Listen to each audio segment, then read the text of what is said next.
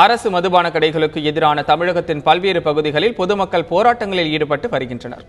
திண்டுக்கல் மாவட்டம் ஓடைப்பட்டி கிராமத்தில் மதுக்கடை திறக்கக்கூடாது என வலியுறுத்தி கிராம மக்கள் போராட்டத்தில் ஈடுபட்டதுடன் அந்த பகுதியிலேயே குடியேறி சமைத்து சாப்பிடும் போராட்டத்தில் ஈடுபட்டனர். வேலூர் மாவட்டம் ஆலங்காயம் அடுத்த காவலூர் மலை கிராமத்தில் டாஸ்மாக் கடையை ஊருக்குள் இடமாற்றம் செய்ய அதிகாரிகள் நடவடிக்கை எடுத்து வருவதற்கு எதிர்ப்பு தெரிவித்து 8 மலை கிராமங்களை சேர்ந்த மக்கள் அரசு பேருந்து ஒன்றை சிறைபிடித்து சாலை மறியலில் ஈடுபட்டனர். இதனால் சுமார் 4 மணி நேரம் போக்குவரத்து பாதிக்கப்பட்டது.